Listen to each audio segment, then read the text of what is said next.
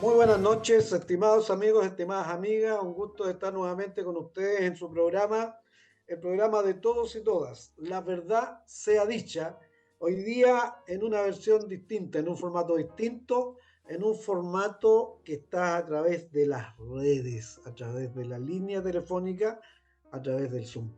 Sí, estamos hoy día en un estudio de cobertura infinita. ¿No es así, señora Jessica Flores? Así es, virtual. Hoy día estamos Exactamente. en modo virtual. Buenas noches, queridos amigos, vecinas, vecinos. Mandarle un saludo a la señora Silvia, que la vi en la feria, en Chihuayante, ahí en la Feria de los Héroes. Así es que muy contenta del cariño, de la cantidad de gente que nos ve. Así es que rápido a empezar el programa porque, Ulises, lo que nos están pidiendo es que hablemos del nuevo proyecto de constitución y aclaremos varias dudas que, por cierto, las anoté todas, así es que dale la bienvenida a nuestra panelista estable. Perfecto. Bueno, ¿qué más que decir que bienvenida, estimadísima Paz? Un gusto que estés con nosotros nuevamente, porque tú sí que nos ayudas a orientar a nuestros televidentes. Un agrado de estar contigo hoy día. El agrado es mío como siempre, estimado Ulises, Jessica y por supuesto todos los que nos están acompañando en esta noche de preludio de un fin de semana largo para los que tienen suerte.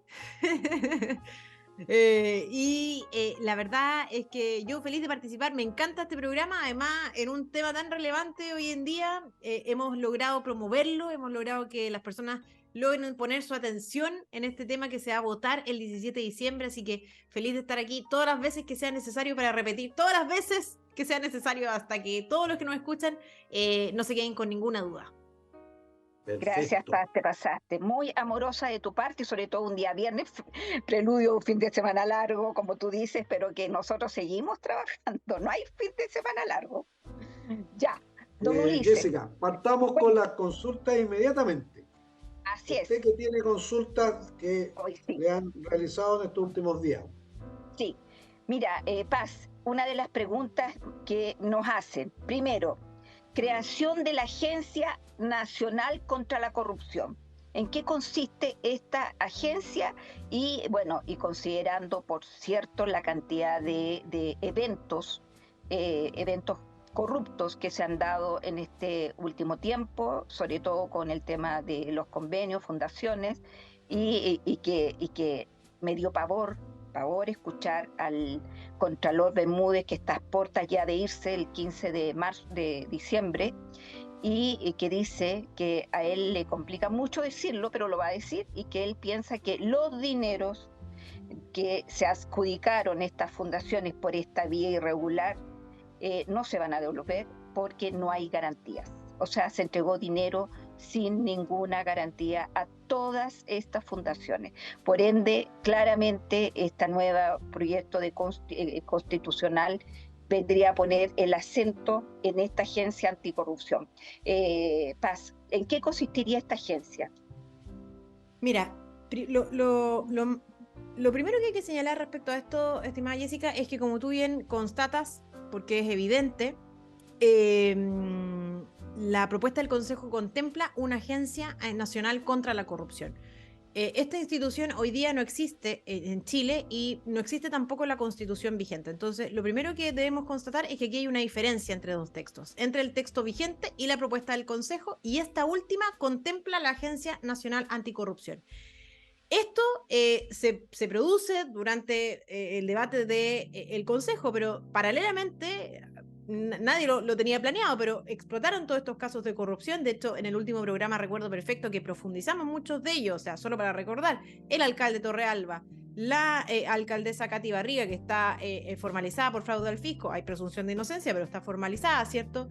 También el alcalde Charp, todo lo que dice relación con los audios audios del famoso Luis Hermosilla, entre otros casos de corrupción, y por lo tanto urge que exista una institucionalidad en la materia.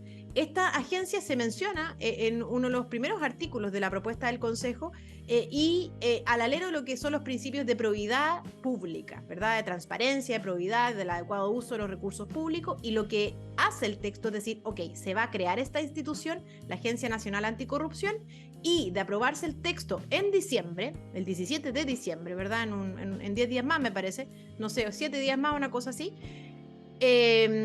Bueno, de aprobarse este texto, el mismo pueblo de Chile, al aprobar el texto, lo que va a hacer en la práctica es mandatar a los parlamentarios, al presidente en ejercicio, a que dentro del plazo de un año de entrada en vigencia esta Constitución se presente un proyecto de ley destinado a crear esta institución, que tiene que ser creada a través de una ley de carácter institucional que se denominan las leyes institucionales, que hoy día son las leyes orgánicas constitucionales, pasan a llamarse las famosas leyes institucionales, y esto entonces va a ser un imperativo para los congresistas, para el presidente de la República, de debatir acerca de este tema para crear esta institución que sin duda le llora al país. Es importante que exista, es importante porque además la corrupción no solamente es una constatación del proceso de deterioro, en el fondo de empeoramiento del estado que tenemos, sino que además, como bien lo señalaste tú en un principio, es lamentablemente propicia una fuga de recursos importantes que bien podrían utilizarse adecuadamente en demandas sociales que son importantes hoy día en nuestro país,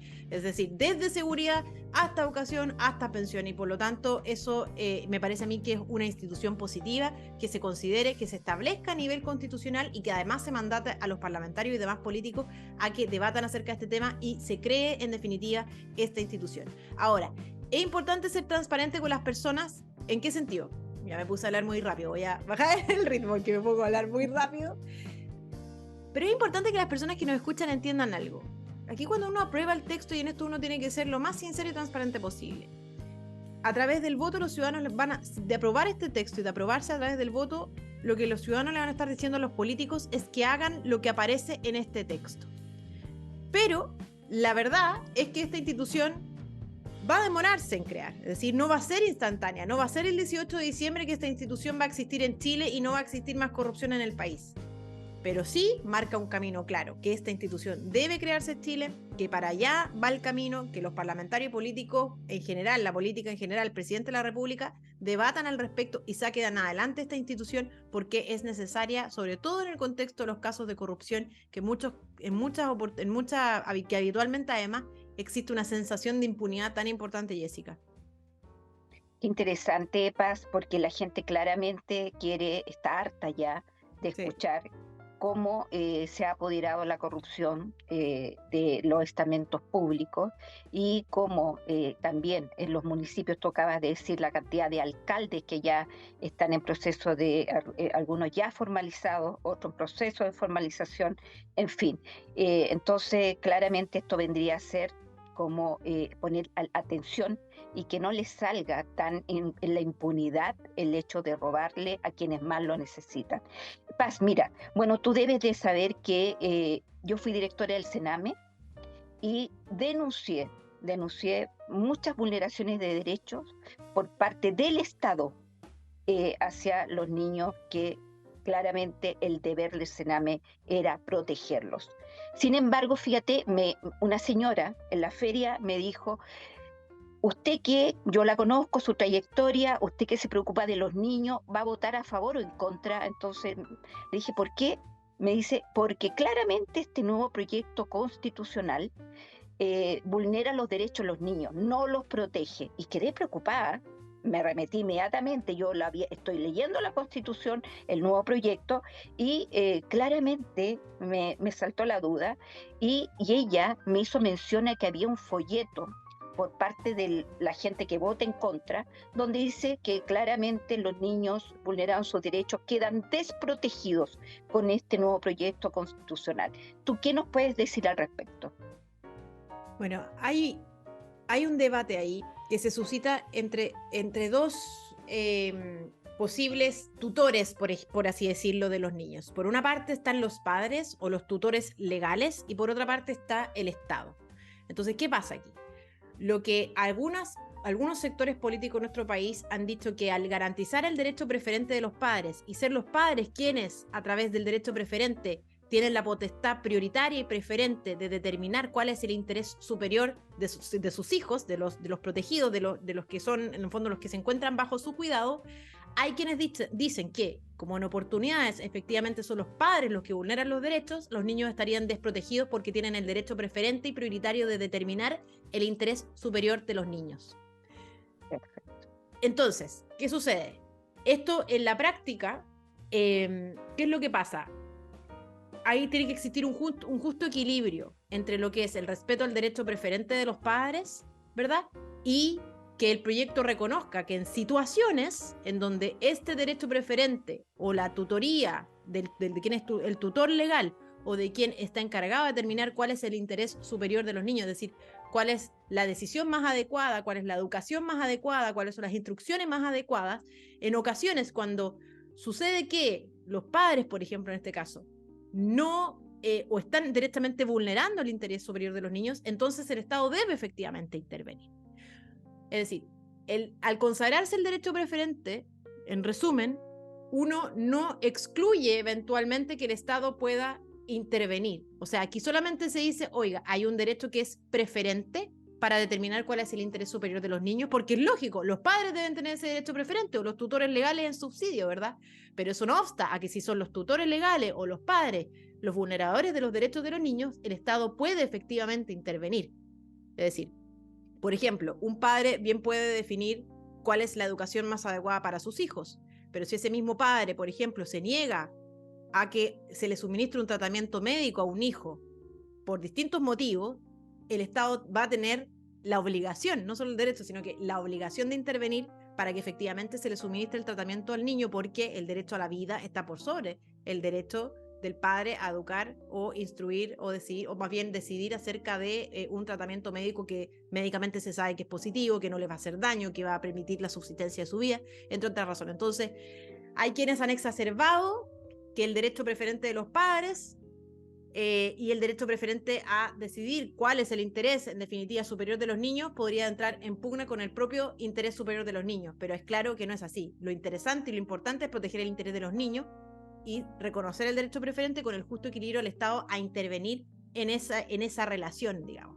Entonces, la verdad es que a mí me parece que esa interpretación que algunos le han dado tiene que ver con una mala fe o un ánimo de interpretar negativamente el texto, darle una interpretación que es distinta a la del espíritu de la norma, porque es de todo sentido común,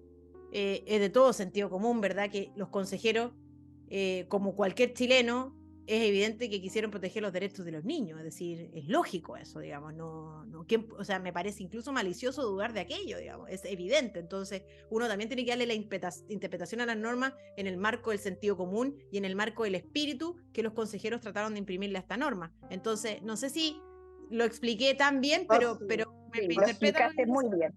Lo explicaste muy bien.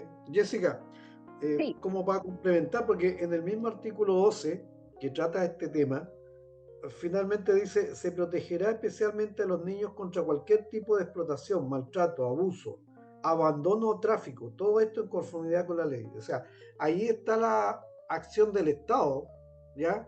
En su conjunto y de la sociedad, que indica claramente cuál es el nivel de protección que se va a generar en este artículo, digamos, que está hablando de este tema, ¿ya?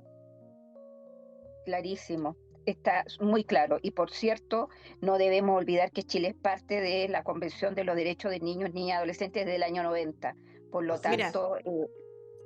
Dale, perdón, Jessica, dale nomás, te interrumpí. No, dime nomás.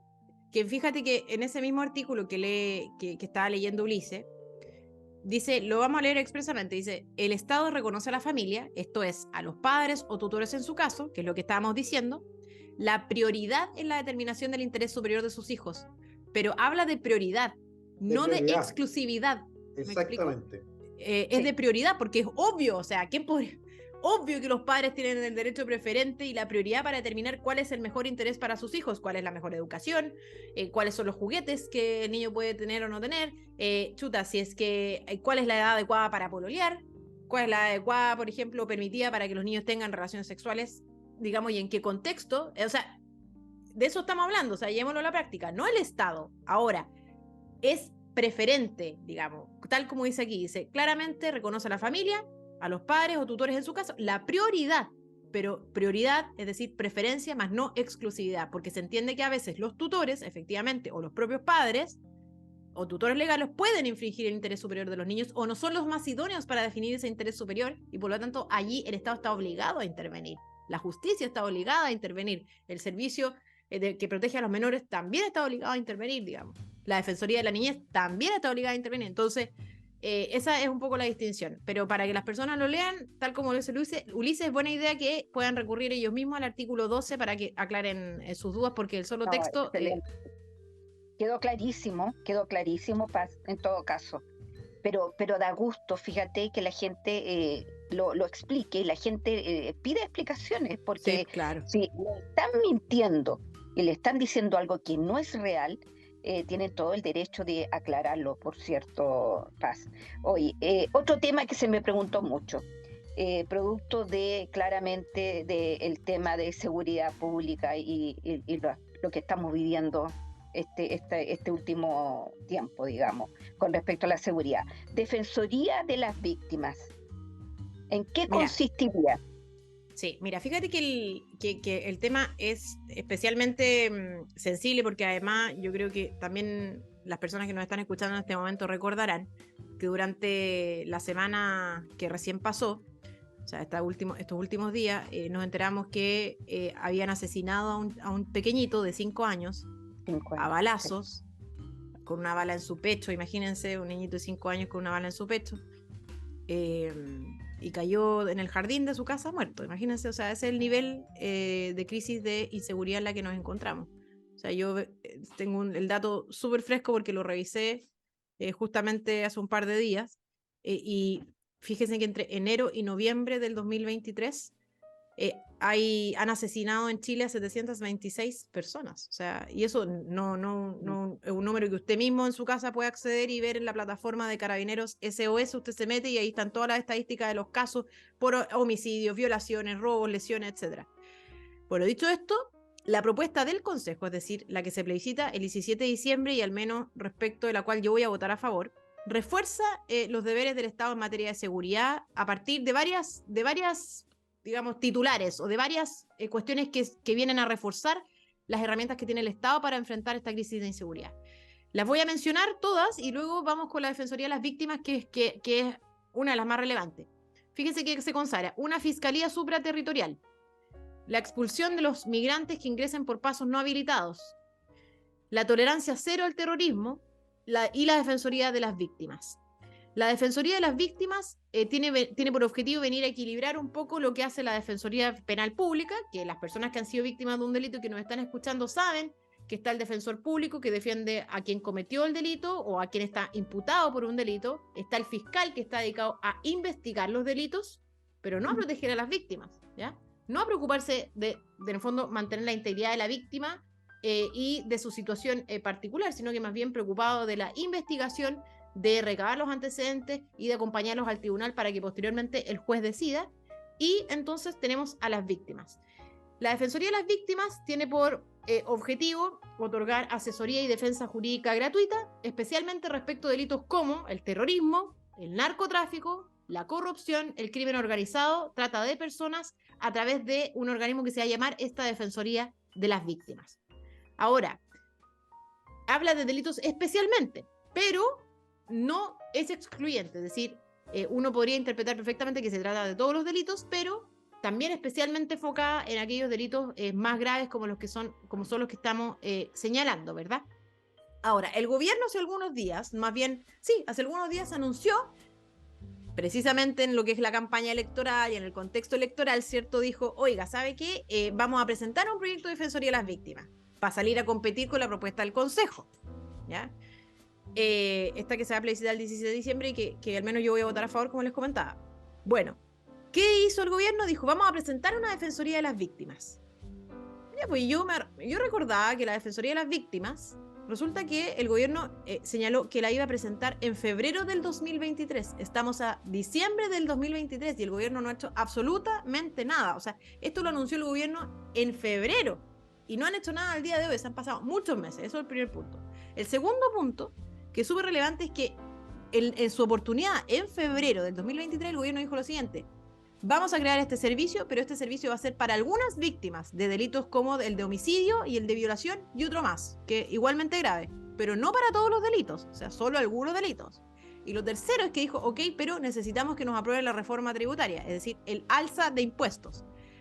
O sea, bastante más limitado que lo que está señalando la propuesta del Consejo en esta materia, que si bien señala algunos delitos especialmente a los que se va a abocar especialmente la Defensoría, no excluye la defensa gratuita para otros delitos. Es decir, aquí lo que está promoviendo es una defensoría, un órgano potente con atribuciones para otorgar defensa a esas personas que hoy no pueden acceder a un buen abogado para hacer justicia en aquellas circunstancias en que han sido víctimas. Así que esto es uno de los elementos más importantes, me parece a mí, y más novedoso, porque uno dice, chuta, oye, en plena crisis de inseguridad yo no entiendo, y yo creo que las personas en su casa tampoco, resulta inexplicable a esta altura, que primero han pasado 12 meses y el gobierno no ha presentado un proyecto de defensoría de las víctimas, y segundo, ¿cómo es posible que una defensoría de las víctimas no exista en Chile? Si hace años que existe un diagnóstico claro, Jessica Ulises, que en realidad, o sea, tendríamos que tener este órgano hace rato. Paz, y lo más grave es escuchar al subsecretario Monsalve decir, y como para justificar la muerte y la tragedia, digamos, familiar, que pierde un niño de 5 años y al abuelo que está casi en muerte vital, que es un ajuste de cuentas. Yo digo, ¿cómo hemos normalizado el ajuste de cuentas? O sea, qué bueno que se maten entre ellos, o sea, y van desapareciendo. Ajuste de cuentas, cuando tú no podés resolver o cuando ya no podés salir a la calle, matan a un niño, ajuste de cuentas. Y ahí te queda un cuerpo descuartizado, ajuste de cuentas. Entonces, la verdad es que es dantesco darse cuenta cómo nos obligan a normalizar situaciones que son gravísimas, que cualquier persona sin ningún antecedente delictual o una carrera delictual ni de narcotráfico, hubiera pasado por ahí a esa hora, que era temprano además, le habría llegado una bala y habría muerto. Entonces, decir que, bueno, es un ajuste de cuenta y terminamos el proceso ahí y normalizarlo de esa manera, de verdad que es preocupante, Paz. Por eso que es tan importante esto de la Defensoría de las Víctimas y que claramente el gobierno, el oficialismo, sale a competir con este nuevo proyecto, digamos, que no debe ser tan malo, ya que están copiando algunas cosas y sacándolas del proceso. Claro. Lo están sacando ahí del modelo del proyecto para poder salir jugando. O sea, claramente es preocupante. Ulises, yo no sé si tienes ahí otra pregunta. Mira, lo que pasa es que este texto constitucional aborda tantos temas que hoy día uno cuando conversa con las personas no hay conocimiento o hay desconocimiento, ¿ya? Hay un punto que te habla, por ejemplo, de los derechos y libertades fundamentales, que es el artículo 16, donde habla del derecho a la vida. Que dice: la ley protege la vida de quien está por nacer, se prohíbe la pena de muerte, ¿ya? Que hoy día son temas que han estado en discusión, ¿ya? Pero que son parte de lo que Chile ha estado firmando a través de las diferentes organizaciones internacionales que tienen que ver con el tema de los acuerdos y las convenciones, ¿ya? Uno a veces dice, chuta, sería bueno activar la pena de muerte, como cuando uno ve todas estas cosas, ¿ya? De gente que mata a un niño de 5 años, que este delincuente va a haber que tenerlo en la cárcel alimentándolo de por vida, espero yo, pero vamos a tener que estarlo alimentando. Entonces, no sé cuál es el aporte de la sociedad. Uno piensa eso en la rabia de ver la injusticia que se genera producto de todas estas cosas que estamos viviendo como país. Porque lamentablemente todo esto del terrorismo, que también lo toca la Constitución en uno de sus puntos, es un tema que ha ido evolucionando. Nosotros lamentablemente tenemos leyes que son muy atrasadas respecto de cómo abordar esta temática, incluso desde el punto de vista legal de lo que es el terrorismo, en relación a lo que hoy día está sucediendo. porque antes había una delincuencia que actuaba y operaba con un delincuente solitario, ¿ah? Un lance, en fin. Hoy día son verdaderas organizaciones criminales que van mutando y que se van preparando para enfrentar al sistema, digamos, de seguridad del país, ¿ya? Entonces uno ve que se cruza aquí la delincuencia con el terrorismo, con el narcotráfico, y la realidad es que esta combinación es terrible, ¿ya? Y si un país no está preparado para poder enfrentar de buena manera, con leyes apropiadas, la realidad es que quedamos absolutamente sin tener protección frente a este tema.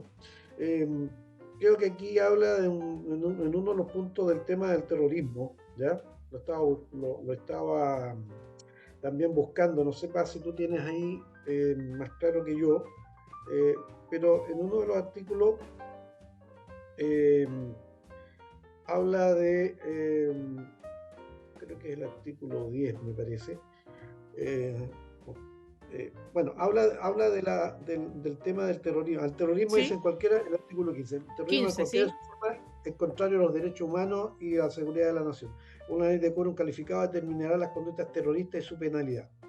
Eh, y ahí en el inciso tercero, que es importante, dice los delitos que se refiere al inciso 1, los delitos de terrorismo y toda esta cosa, serán considerados siempre comunes y no políticos para todos los efectos legales. Fíjate que es interesante, porque habitualmente aquí una de las argucias que usaban los terroristas y delincuentes muchas veces era que trataban de amnistiarse o demostrar que esto era un tema político, ¿ya? O sea, aquí lo vimos para el famoso estallido social, pues, digamos, ¿ah? Cómo se tapó muchas de las cosas diciendo que esto era un tema político, que no eran terroristas los que quemaban y los que violentaban, en fin, y los que robaban. Que esto sea en la Constitución definido de esta forma me parece importante, porque como país tenemos que dar señales duras respecto a este tema del terrorismo y tenemos que prepararnos para enfrentar lo que estamos enfrentando hoy día de una manera mucho más dura. Es lo que todos estamos buscando de alguna forma. ¿Qué nos garantiza esta nueva Constitución? Y en ese sentido a mí me parece interesante, digamos, lo que hay ahí. Mira, hace un par de semanas estuve en la región de la Araucanía y tuve la oportunidad de compartir con agricultores, con personas que viven allí, que sé yo, en Victoria, Vilcún, Capitán Pastene, y esa zona, porque más allá no se puede entrar, ustedes saben, así que es como hasta el lugar donde uno eventualmente puede entrar, con agricultores que han sido víctimas de terrorismo y que lo han perdido todo.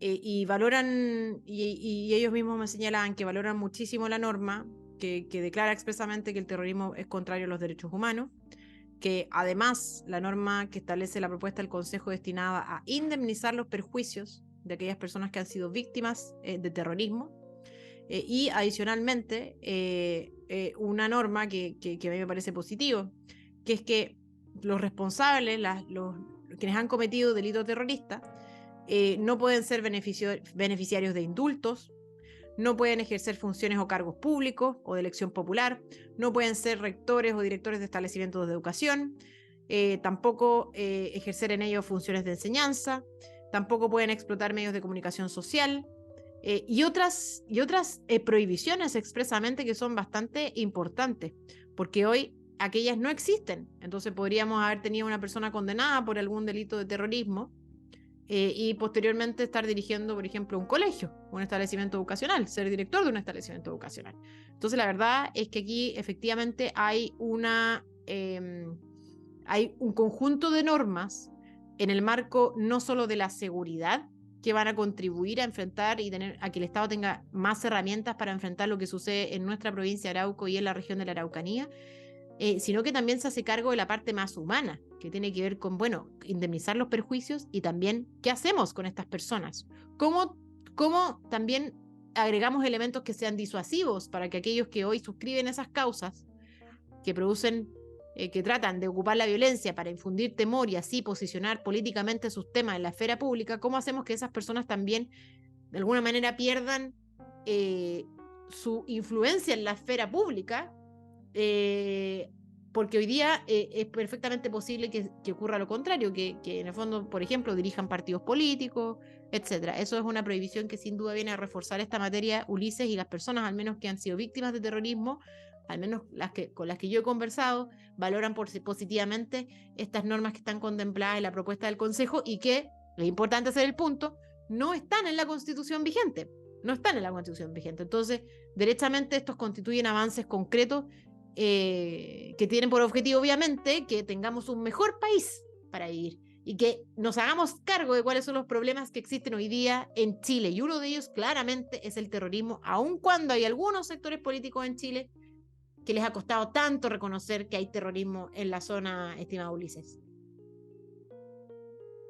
Paz, mira, tengo acá una pregunta que también me la hicieron en la feria respecto de el capítulo 4, parlamentarios.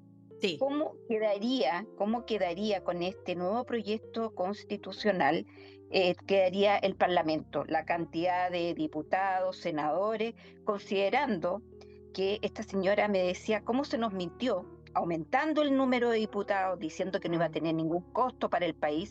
Sin embargo, tenemos una representatividad bastante baja de algunos partidos recién salientes, digamos, nuevos, y que esto le ha significado un costo económico al país. Entonces, ¿cómo quedaría?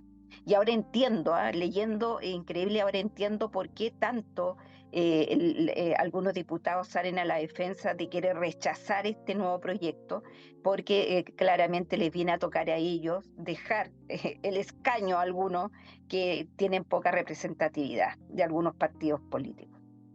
Bueno, fíjense, nosotros aquí, en varias conversaciones que hemos tenido en este mismo programa, hemos conversado acerca de esta famosa sala de máquinas del sistema político, ¿cierto? De que el sistema político, y todos culpamos que el sistema político en Chile no permite a los distintos parlamentarios y fuerzas políticas llegar a acuerdos, sino que lo único que nosotros vemos a través de los medios de comunicación, en los matinales, los diarios, son peleas entre los parlamentarios. No vemos que lleguen a grandes acuerdos para avanzar en satisfacer esas demandas que tenemos todos los chilenos y que hoy día estamos haciendo agua por todos lados, ¿verdad? Bueno, una de las razones por las que hoy día los parlamentarios pelean es que el Parlamento, es decir, el órgano legislativo que está compuesto por la Cámara de Diputados y el Senado, ¿cierto? Cuando hablamos de Congreso, tenemos que ver así como un circulito, ¿cierto? Y adentro tenemos que ver dos pelotitas, la Cámara de Diputados y el Senado. Bueno, este Parlamento, ¿cierto? Hoy día está fuertemente fragmentado. ¿Y por qué? Porque tenemos un sistema que propicia la representatividad de grupos pequeños por sobre en el fondo, la elección de personas que piensen más o menos parecido, o partidos políticos que más o menos tengan mayorías importantes y que más o menos piensen parecido. Entonces hoy día tenemos un sistema político tremendamente fragmentado, es decir, tenemos muchos partidos políticos que representan a grupos pequeños, no grandes partidos políticos que representan a grupos grandes de personas, ¿ya? ¿Eso por qué se produjo? Bueno, se produjo porque se eliminó el sistema binominal. Entonces, produjo un sistema más fragmentado, ¿verdad? Y además se aumentó el número de parlamentarios. Y aquí yo tengo los números exactos, Jessica. Se aumentó el número de diputados de 120 a 155. Hartos más, pues.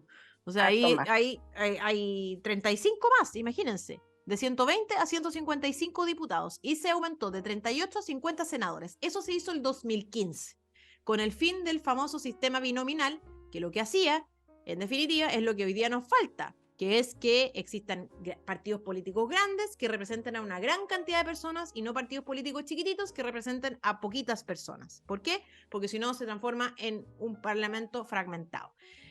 Luego, lo que propone la propuesta del Consejo es caminar hacia un sistema en donde existan partidos políticos que sean potentes, nuevamente, es decir, menos partidos políticos y por lo tanto logremos obtener un parlamento menos fragmentado. Y eso quiere decir un parlamento que sea más propicio a llegar a acuerdos. Y para eso, ¿qué se va a hacer? Bueno, se va a disminuir el número de diputados y senadores. La propuesta propone disminuir de 150 diputados a 138, menos diputados. Y además, adicionalmente, lo que se hace es que los partidos políticos que no alcancen al menos el 5% de los votos a nivel nacional, entonces no van a poder ocupar los escaños que se le hubieran sido asignados conforme al sistema. Es decir, vamos a tener que tener partidos que a lo menos, o sea, los partidos que estén representados en el Congreso con sus respectivos parlamentarios van a tener que haber alcanzado a lo menos un 5% de los votos a nivel nacional. Entonces eso ya un porcentaje importante de personas. Y por lo tanto vamos a tener un Congreso más chiquitito y con partidos que representen a más personas. Y por lo tanto va a ser más proclive a los acuerdos, es decir, proclives a no tener tanto conflicto y a tener ojalá más acuerdos para sacar a Chile adelante, Jessica. Entonces esas son las dos como normitas. La primera norma, disminución de los parlamentarios, y la segunda norma, fijar un límite de porcentaje de votos a obtener por los partidos a nivel nacional para poder ocupar efectivamente los escaños que les corresponden en el Congreso. Excelente noticia, lo encuentro de verdad. O sea, bueno, y como tú bien decías, Jessica, decía algo muy clave, o sea, ¿cuántos parlamentarios tienen sus, como les dicen, sus propias pymes chiquititas, ¿verdad? Y se religen, pero con poquitos votos. ¿O cuántos parlamentarios han salido que no tienen, o sea, que tienen muy pocos votos? O sea, no, y con esto también se dan de espalda varios partidos tradicionales que no tienen ahora, con los números actuales, no tienen el 5%. O sea, también ahí yo creo que sí. genera, pero yo estoy de acuerdo, yo creo que hoy día esta atomización que existe en la política nos está generando una muy mala pasada. Porque aquí se detiene porque no hay acuerdos de un grupo minoritario que termina mandando finalmente los acuerdos. Porque si tú tienes un 49% de personas que están de acuerdo y depende de un 2% que va a ser finalmente el que va a terminar tomando la decisión porque se va a inclinar la balanza para uno de los dos lados, la realidad es que te genera un problema tremendo de representatividad, porque los que terminan dando los quórum son los que tienen menos. Y eso es un problema que va atomizando el sistema y va generando una complicación bastante grande de representatividad de lo que las personas en su mayoría quieren. O sea, queda supeditado a que los que a veces tienen menos representación sean los que van determinando las decisiones. Es increíble, pero ha pasado muchas veces en la historia política y hoy día un poco nos está llevando a eso. Fíjate que hay un tema interesante también que tiene que ver con el artículo 16, inciso 13, que dice relación con el derecho a la libertad de pensamiento, de conciencia y de religión. Se garantiza su ejercicio debido al respeto y protección de este derecho, incluye la libertad de toda persona para adoptar religión, creencia, su elección de vivir conforme a ellas, etc. Y además habla de que los padres, en su caso los tutores, tienen derecho a educar a sus hijos o pupilos y a elegir la educación religiosa, espiritual, moral que esté de acuerdo a sus propias convicciones. Las familias tienen el derecho de instituir proyectos educativos y las comunidades educativas a conservar la integridad y identidad de sus respectivos proyectos de conformidad con sus convicciones morales y religiosas. Esto es importante porque en Chile existe una gran cantidad de proyectos educativos de diferentes estilos que representan un poco lo que es la sociedad, ¿ya? Desde proyectos que tienen que ver con el tema religioso, proyectos laicos, proyectos de colectividades, de países, digamos, que representan un poco la cultura, como son varios colegios que existen aquí mismo en nuestra región. Pero también está el tema de la libertad de poder elegir el colegio de donde estudian o donde yo quiero que estudie mi hijo. Y ahí hay un tema más que yo encuentro que ha sido muy polémico con esta famosa tómbola que hoy día estamos precisamente en los colegios viendo esta próxima semana el resultado de eso, que es este SAE, el sistema de admisión escolar, el que terminó definiendo de una manera que los papás no entienden y que no comparten dónde estudian los niños que a veces son hermanos y que terminan estudiando lamentablemente en colegios distintos porque el sistema de la tómbola y con esta modalidad, digamos, que no considera incluso como uno de los criterios para elegir el colegio, el criterio geográfico, es decir, de proximidad al colegio, por cuestiones ideológicas, porque se considera que esto forma gueto, que no hay una integración total entre niños de diferentes sectores. La realidad es que esto está generando una problemática en los papás tremenda, porque hay padres que viven en una comuna y tienen a su hijo en otra, digamos. Sí, o los niños quedan separados, uno cerca de la Los casa y niños otro quedan lejos de la separados, casa. los hermanos, en fin. Sí. Bueno, ese es un tema también que has abordado por este cuerpo normativo. Oye, pero Ulises, además no solo eso, porque la libertad de enseñanza además trae otra joyita. No solamente garantiza el derecho de los padres a elegir la educación de sus hijos, lo que constituye de alguna manera un camino para retrotraer algo en lo que hemos avanzado en un camino equivocado, como precisamente por la situación que tú describías, Ulises, pero además trae otra joyita, y es que el Estado no puede fijar los contenidos de los colegios, de los establecimientos educacionales, más allá del 50% de las horas lectivas.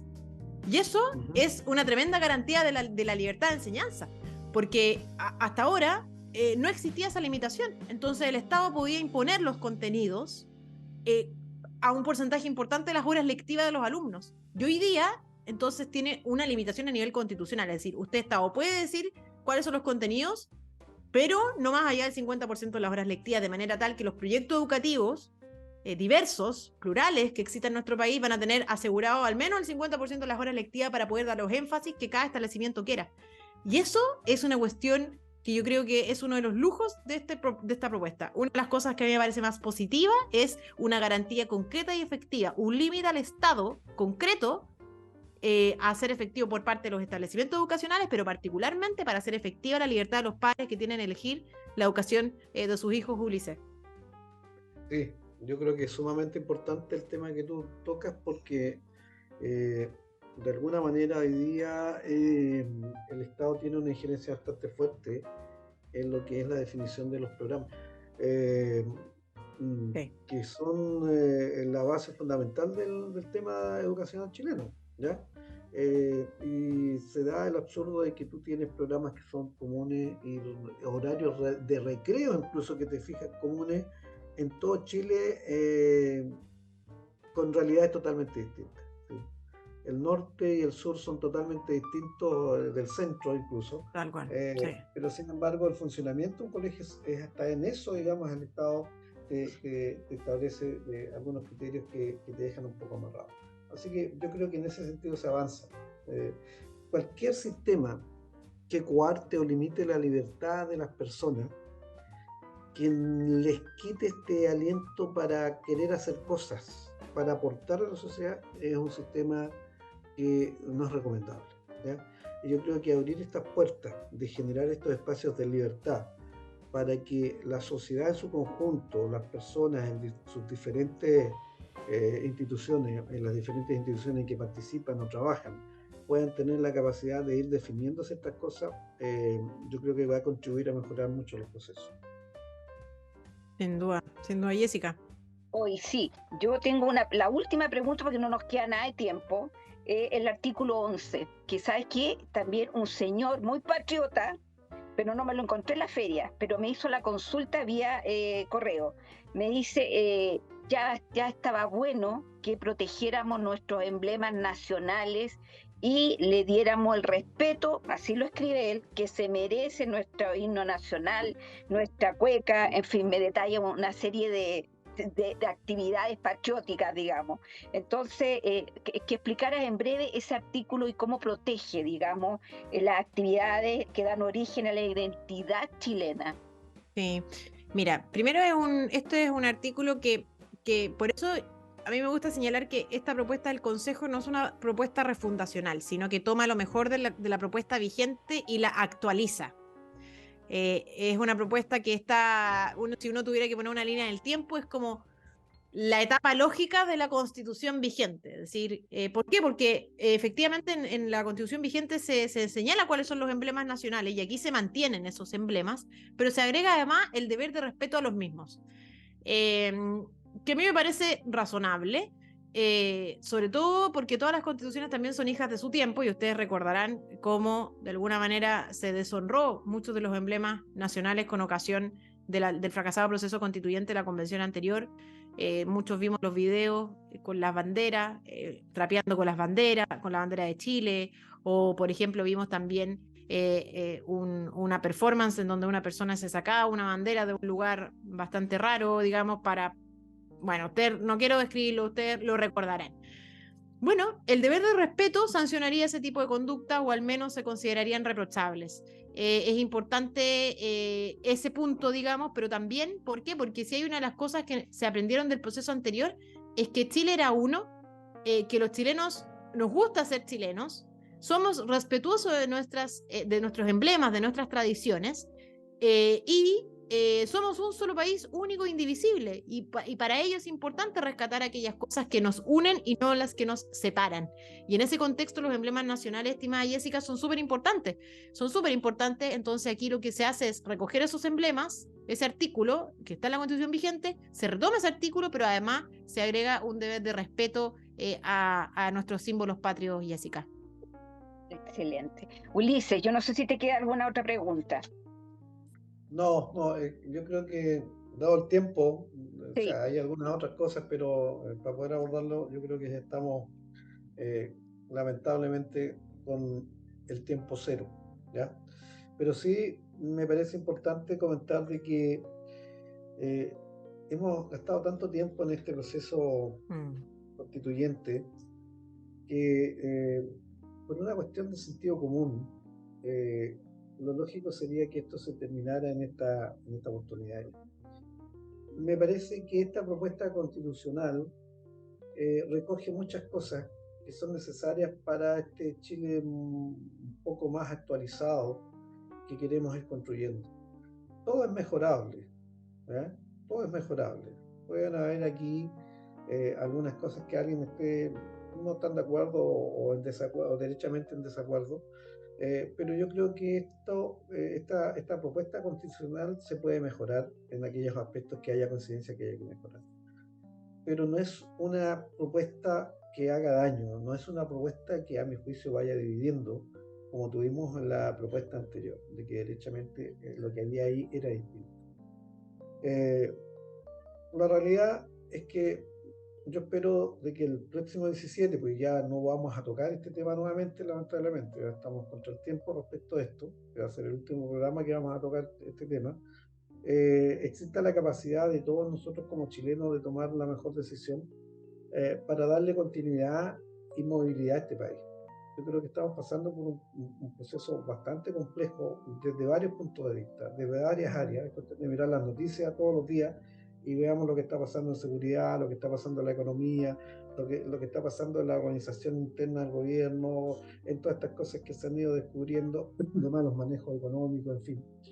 Que se requiere con urgencia enfocarse en estos temas y dejar de discutir estas cosas que, si bien es cierto, tienen una relevancia en el corto y largo plazo, pero en el día a día hay cosas más importantes, en el hoy hay cosas más importantes que tenemos que abordar. El tema de la salud es un tema sumamente importante. Los hospitales están colapsados, la gente se sigue muriendo porque está en la lista de espera y no tiene atención, no hay capacidad de atención, y el sistema también, aunque se le ponga más recursos, hoy día tiene un límite que no es al infinito. O sea, no porque se le pongan más recursos al sistema vamos a lograr superar todas estas listas de esperas que están ahí y que son números, pero detrás de esos números hay vida y hay personas que dependen de esa atención, y si esa atención no llega, lamentablemente y tristemente esas personas se mueren, y ha pasado, y se están muriendo. Entonces, esos son temas a mi juicio relevantes. El tema de las pensiones, cómo se aborda la problemática, digamos, que viene respecto de las pensiones. Yo he estado analizando y escuchando información. La realidad es que el tema es bastante complejo y no es tan simple de resolver. Pero tenemos que echar a andar este país, que se movilice, que hayan recursos, que podamos generar un PIB más alto para que vayamos a través de ese proceso generando recursos para poder implementar lo que tengamos que implementar. Así que solo hacer esta reflexión, porque creo que este proceso nos ha llevado a muchas cosas, a muchos a soñar con lo que se quiere como país, está bien, pero yo creo que es el minuto de aterrizar, de poner el pie en el suelo, digamos, de pisar tierra firme y empezar a caminar con paso firme, seguro, hacia un crecimiento y un desarrollo de un país que queremos para todos. Así que esa es mi reflexión final respecto a este tema, Paz. Mira, yo creo que Ulises estás en un punto clave. porque este proceso se inició con la promesa de que eventualmente una constitución se podía hacer cargo de todos los problemas sociales y las demandas sociales que tenía el país. Las personas aprendieron que las constituciones simplemente sirven para darle una instrucción a los políticos, para limitar el poder del Estado, pero no para solucionar los problemas de un día para otro, porque no son varitas mágicas. Es bueno cerrar este proceso, y el proceso se cierra en un porcentaje importante votando a favor el 17 de diciembre. ¿Para qué? Para darle una instrucción clara a los políticos, muy clara a los políticos, de que esta es la hoja de ruta. La hoja de ruta es aprobar una defensoría de las víctimas. La hoja de ruta es, en definitiva, garantizar la libertad de enseñanza. La hoja de ruta para los políticos es disminuir la cantidad de parlamentarios, llegar a acuerdos, ¿verdad? Esa es la hoja de ruta que usted le da a los políticos votando a favor este 17 de diciembre.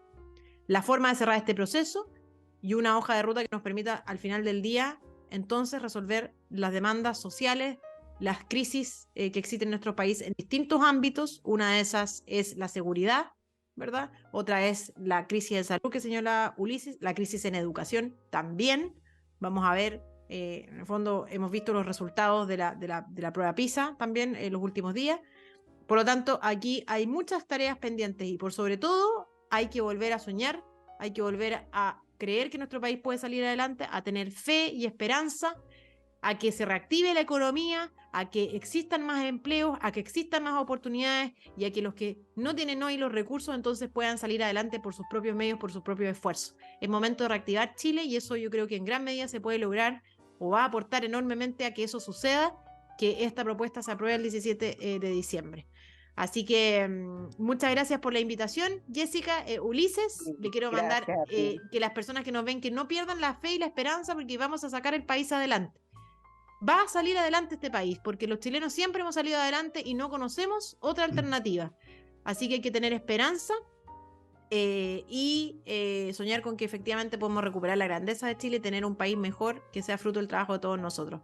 Así que no hay que tirar para abajo, todo lo contrario, hay que tirar para arriba. Así que para que terminemos felices, porque si no, de todas maneras, cumplimos con informar, y que eso es lo principal, Paz. Y agradecerte tu tiempo, agradecerte tu disponibilidad, y eres pero preciosa en ese sentido, porque además nos dejas clarito lo que hay que hacer y lo que queremos para nuestro país.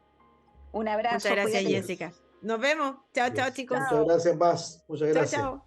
Ya, Ulises, ya es hora de partir, así es que desearle a toda la gente claramente que esperamos haber aclarado muchas de las consultas que nos hicieron, y votar en conciencia, no dejarse engañar.